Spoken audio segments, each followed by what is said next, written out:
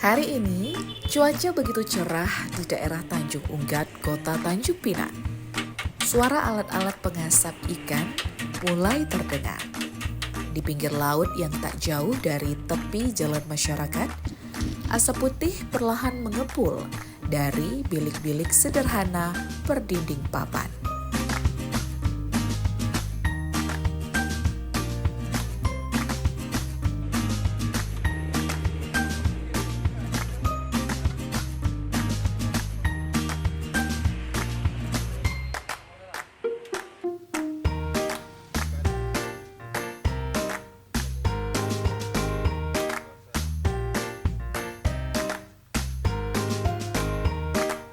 Di bagian sisi dalamnya, beberapa ekor ikan tongkol tersusun rapi di atas rak besi, menjalani proses transformasi yang telah berlangsung turun-temurun menjadi tongkol asap.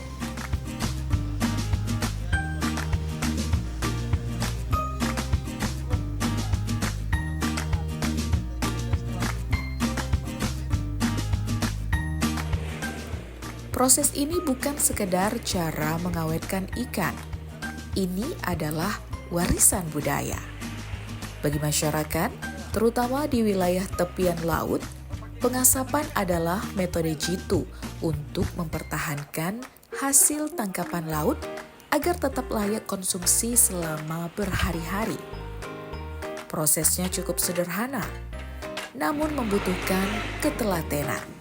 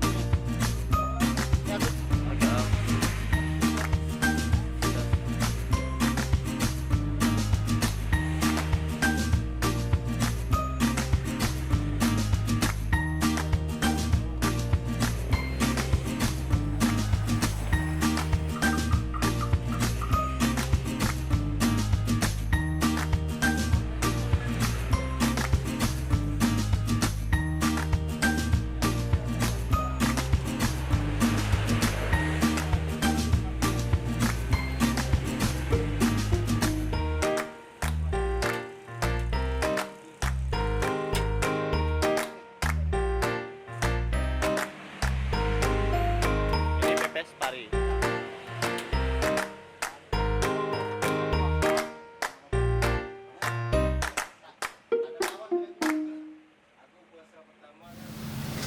Kalau saya dari dulu, dari pertama kali buka ya seperti ini. Ada juga sistem salah yang tadi mana ada jual, beda juga cara pengasapannya. Kalau saya dari pertama kali buka ya seperti ini.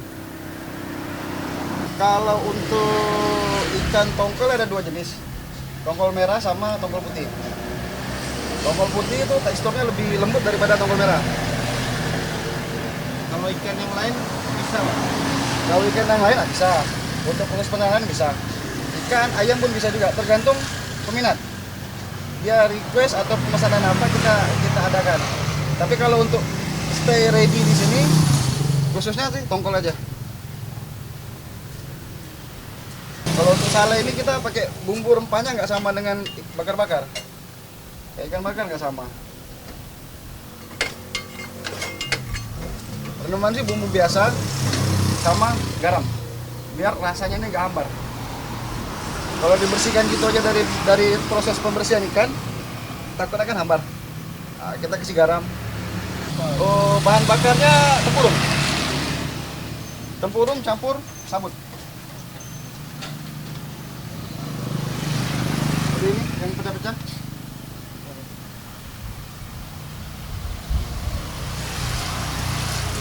Tempurung lebih harum.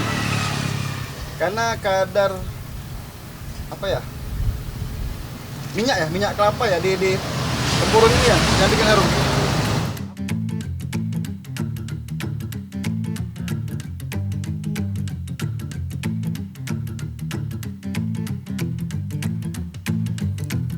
Ikan tongkol segar dibersihkan, dibelah membujur, lalu direndam dalam air garam sebelum diasapkan. Jenis kayu yang digunakan juga berpengaruh pada aroma dan rasa.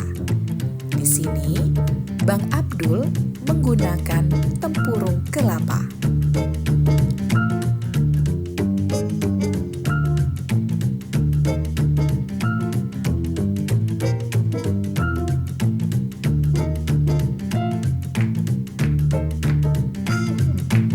Cita rasa tongkol asap tak hanya menggoda lidah masyarakat lokal, tapi juga telah merambah pasar regional hingga ke kota-kota besar. Ikan ini bisa dimasak menjadi berbagai sajian, dari pepes, sambal tongkol hingga isian nasi bakar. Rasanya yang gurih dan aroma asap yang khas membuatnya menjadi favorit di banyak dapur.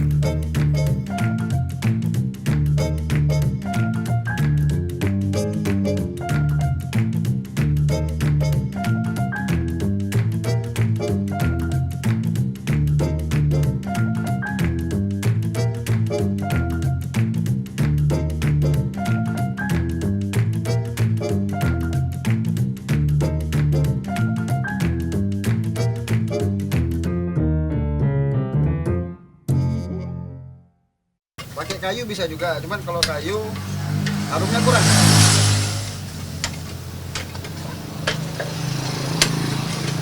Bagusnya tempurung, cuman tempurung sekarang makin lama ya, makin ada harga.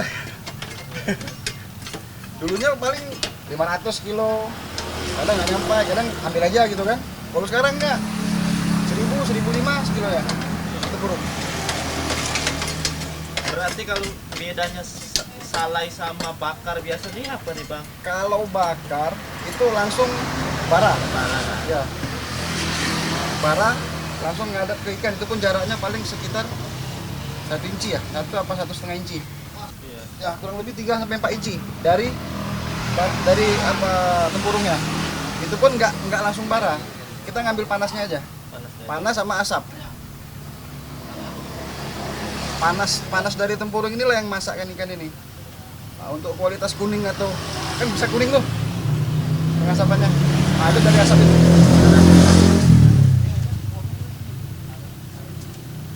Lagipun salai ini sama bakar biasa kan lebih kering yang salai ini.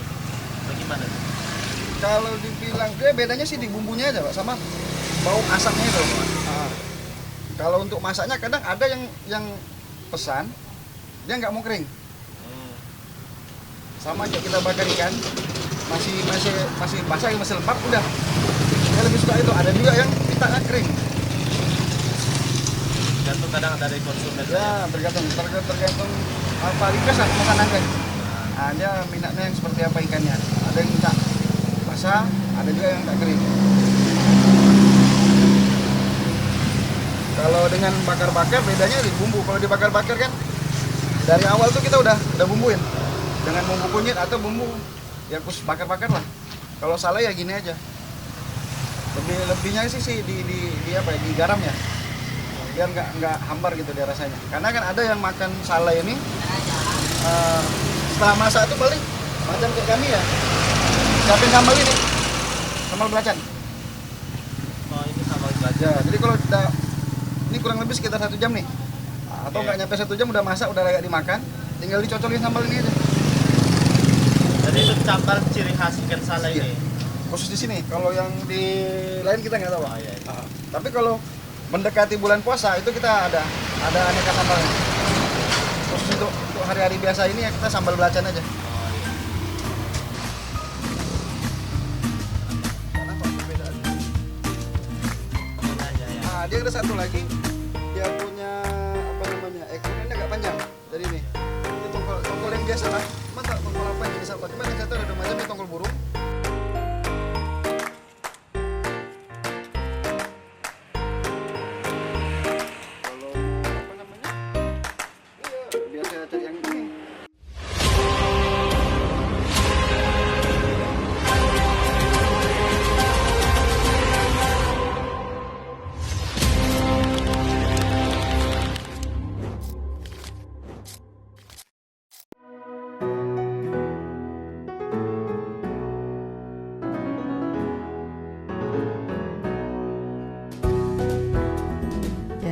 Saya terinspirasi dari banyak kelapa itu saya mulai bisa bagaimana sih bisa saya olah manfaatin dari masyarakat sini. Terus saya ajak bersama-sama bisa mengolah dari kelapa sampai isinya itu kita olah.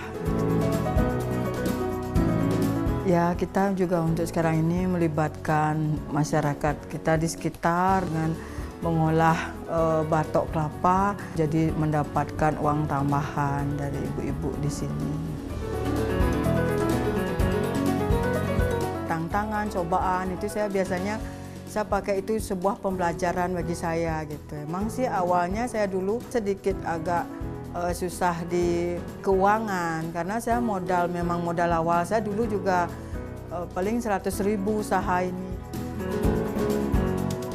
Kalau untuk sekarang itu ada untuk ke PCO, ke masas, ke sabun dan beberapa jenis produk lainnya. Tetap fokus, semangat dan pantang menyerah. Dari tangan-tangan terampil, batok kelapa yang dulu hanya limbah kini menjadi karya seni yang bernilai. Tidak hanya ramah lingkungan, tetapi juga mendukung kesejahteraan masyarakat.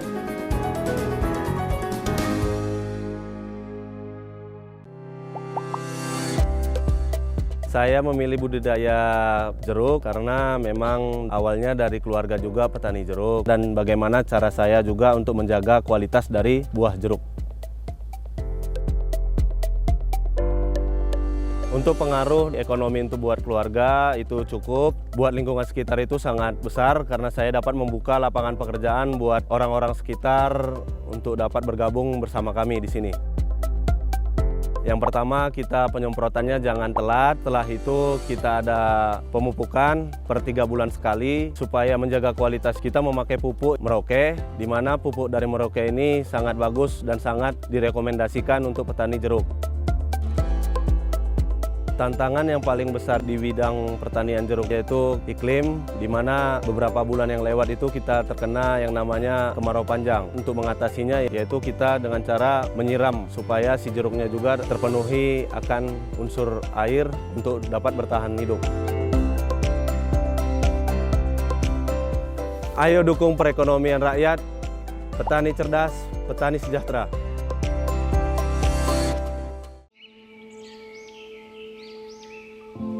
Taman Nasional Tanjung Puting. Disinilah lokasi kami tinggal dan hidup. Hutan hujan tropis di Kalimantan adalah rumah bagi kami, orang utan. Orang utan ini adalah yang satu-satunya peninggalan nenek moyang kita dan sangat disayangkan apabila kita tidak melindungi dan mengetahui apa sih orang utan itu. Kita harus melindungi dari kepunahan dan untuk menjaga kelestariannya.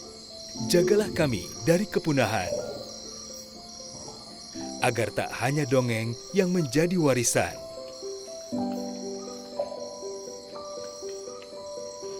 Kami juga memiliki hak hidup yang sama, seperti kalian, manusia. Pelihara hutan, selamatkan orang utan dari ancaman kepunahan.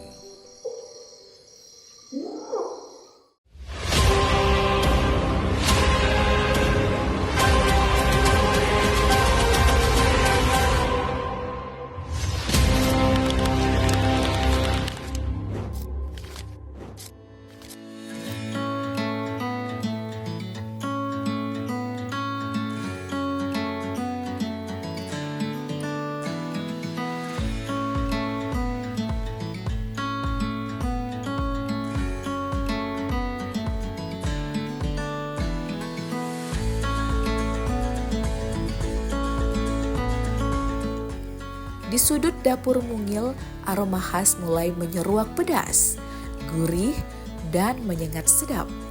Di atas daun pisang tersusun bumbu-bumbu masak khas ikan asap. Disinilah cerita tentang ikan asap sederhana berubah menjadi sajian yang penuh rasa dan nostalgia oleh Bu Fauziah. Ikan tongkol asap bukan sekadar bahan makanan. Ia adalah jejak tradisi yang menemukan tempatnya di dapur-dapur sederhana hingga restoran bergaya rumahan. Dimasak dengan cara yang sederhana namun menyimpan cerita tentang perjalanan, kerja keras, dan tentu saja rasa yang tak lekang oleh waktu.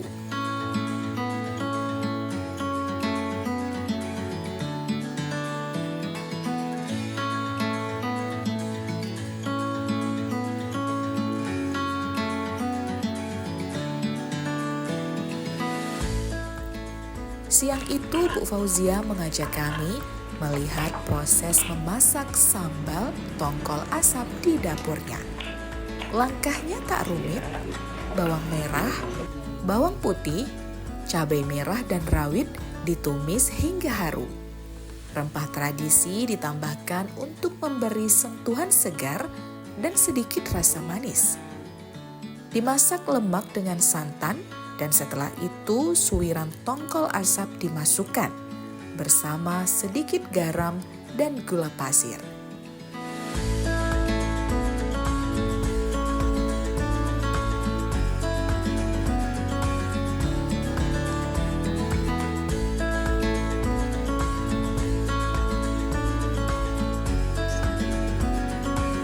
Pertama, setelah minyak panas, kita masukin ikannya, kita goreng sedikit.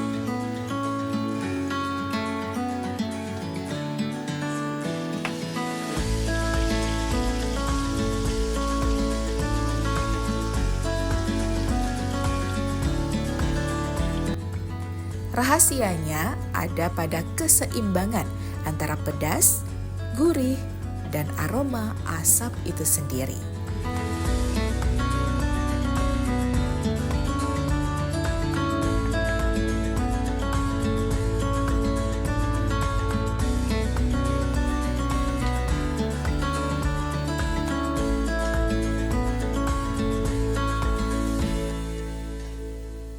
Dari awalnya santan, masukkan santan, baru masukkan bumbu yang dipotong-potong tadi seperti bawang, cabai, bawang putih, bawang merah, jahe, daun salam.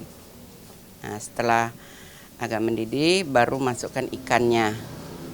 Seperti masak putih tadi, bawang putih, bawang merah, jahe, cabai, santan, dan ikan kan tadi. Bumbu itunya daun salam.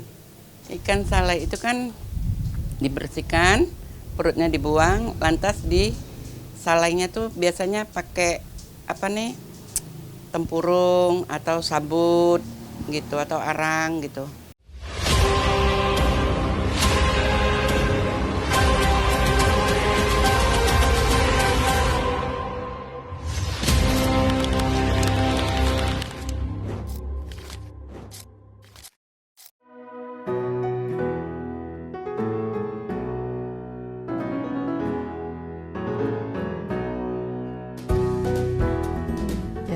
Saya terinspirasi dari banyak kelapa itu saya mulai bisa bagaimana sih bisa saya olah manfaatin dari masyarakat sini. Terus saya ajak bersama-sama bisa mengolah dari kelapa sampai isinya itu kita olah.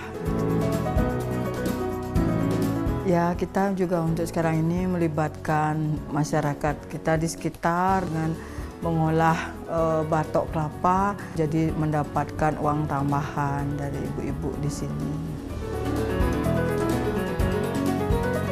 Tantangan, cobaan itu saya biasanya pakai itu sebuah pembelajaran bagi saya gitu. Emang sih awalnya saya dulu sedikit agak susah di keuangan karena saya memang modal awal saya dulu juga paling 100.000 usaha ini. Kalau untuk sekarang itu ada untuk ke PCO, ke masas, ke sabun, dan beberapa jenis produk lainnya. Tetap fokus, semangat, dan pantang menyerah. Dari tangan-tangan terampil, batok kelapa yang dulu hanya limbah, kini menjadi karya seni yang bernilai. Tidak hanya ramah lingkungan, tetapi juga mendukung kesejahteraan masyarakat.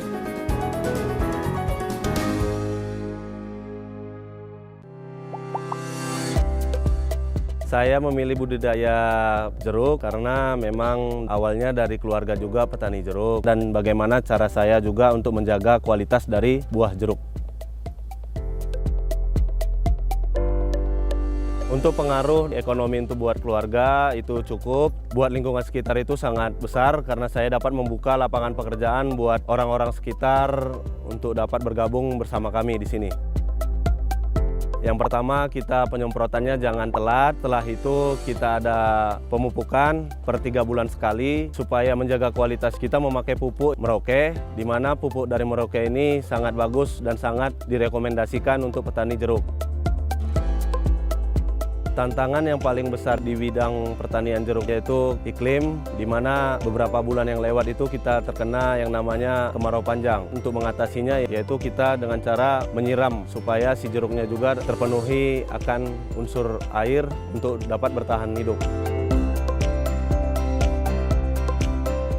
Ayo dukung perekonomian rakyat, petani cerdas, petani sejahtera.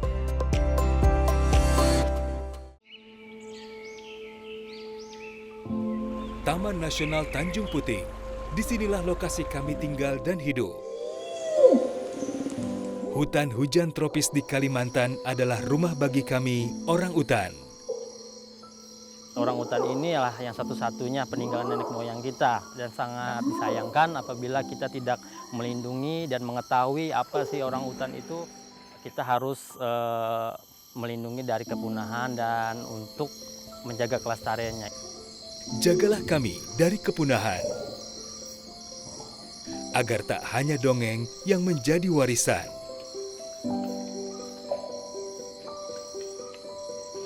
Kami juga memiliki hak hidup yang sama, seperti kalian, manusia.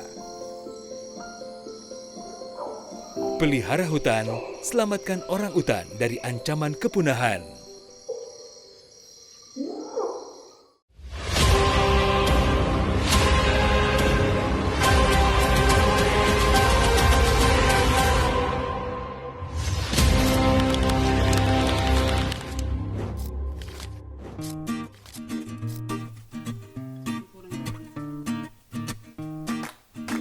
Saat sambal matang, aroma dari dapur seolah menuntun kita untuk datang ke meja makan. Hangat, menggoda, dan membangkitkan selera. Menu seperti ini tak hanya menawarkan rasa, tapi juga cerita. Di setiap suapan ada bayangan asap kayu dan batok kelapa. Di tengah gempuran makanan instan dan modernisasi dapur, sajian tongkol asap mengingatkan bahwa kenikmatan bisa hadir dari sesuatu yang sangat sederhana.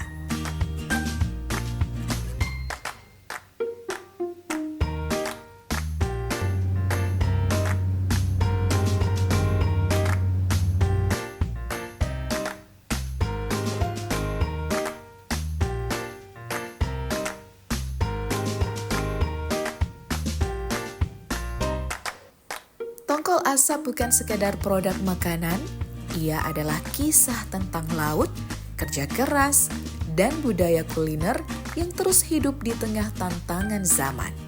Setiap kepul asap yang mengepul dari dapur-dapur pengasapan adalah penanda bahwa tradisi masih terus dijaga.